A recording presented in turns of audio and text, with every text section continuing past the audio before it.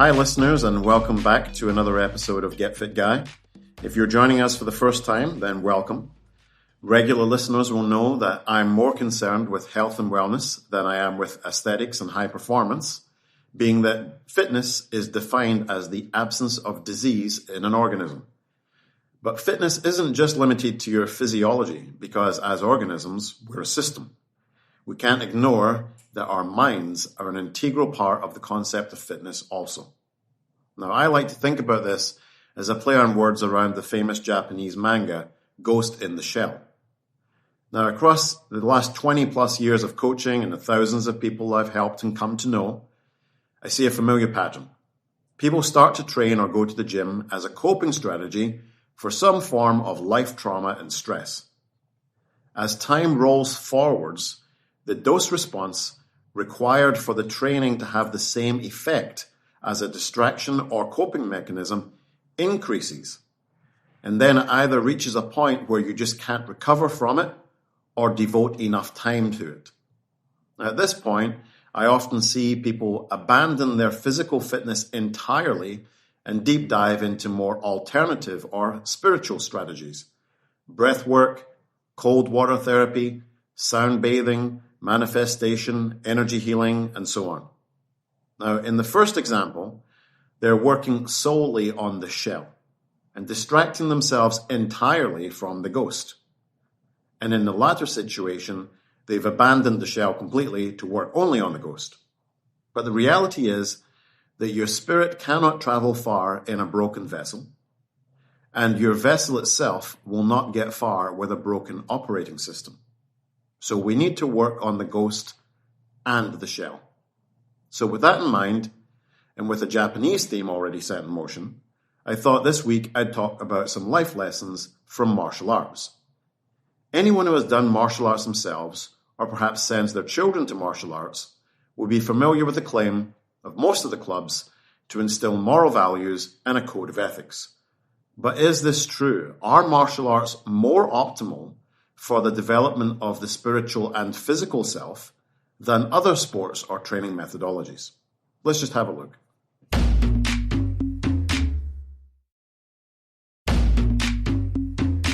Now, with myriad martial arts to choose from, judo, karate-do, taekwondo, hapkido, it might be hard to think of one to hone in on for examination. But looking at all of those arts listed above, they have one thing in common: the suffix do. So what does that mean? Well, do means the way. This seems familiar to me, and I remembered reading a book written by the greatest samurai ever to walk the earth, Musashi Miyamoto.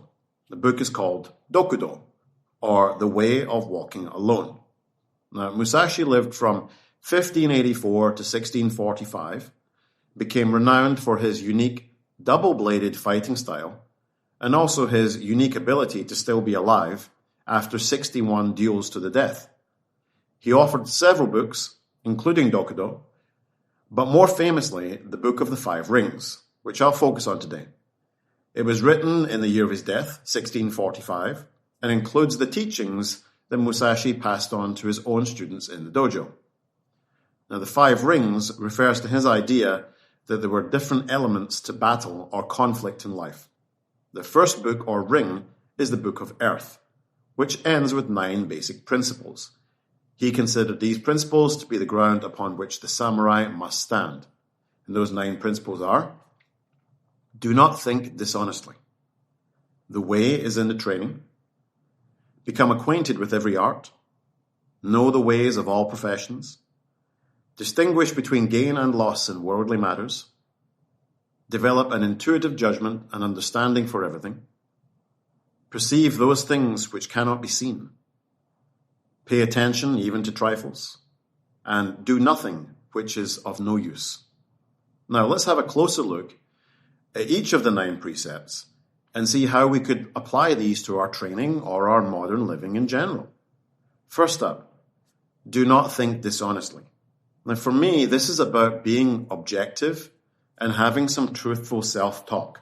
We should welcome feedback from others and avoid confirmation bias and lower order thinking, because we may end up believing in untruths. you've got to make self-assessment and objective reflection an ongoing daily practice. Next, the way is in the training. Now, you have to have the opportunity to apply what you've read, to apply what you've trained for. Once you have the chance to see your learnings in a real-world outcome, you can adjust accordingly to be more successful. Become acquainted with every art. Well, in order to tackle competently as many situations as your training or your life may throw at you, it will be more useful to have a toolbox full of different tools for different jobs. Remember, specialization is for insects. Next, know the way of all professions. You got to keep your eye on a bigger, more objective picture, because knowing how other people operate will allow you to be more flexible and ultimately more supportive. Learning other ways and principles will help you to fill the gaps in your own practices, and it facilitates relationships because you can communicate with and understand the perspective of others. Know the difference between loss and gain in worldly matters. To me, this is related to how you choose to direct your energy. According to the Intel CEO, Andy Grove, activity is not output. In martial arts, jumping spin kicks look great, but are highly ineffective in combat or self-defense. Investing energy into them will be gainful if the goal is to be a stunt person, but a loss if the goal is to be confident and competent at street defense. Develop an intuitive judgment and understanding for everything. Martial arts rely upon doing so many repetitions that you can intuitively react to a situation, can easily read the movement and intentions of another person. This is a very useful skill in the real world also, to be able to be calm and interpret messages and choose a suitable response. Perceive those things which cannot be seen. Now, whilst I'm a huge fan of data and don't believe we can progress without it, there are also unseen factors influencing reality. Mood, intention, resistance to change, and so on are all outside of standard data sets, but by finding ways to track them, for example, a mood journal, it will help you to see the unseen and add this to your data. Pay attention, even to trifles. Things that at first may seem small and insignificant have a way of accumulating. Stress is one such thing.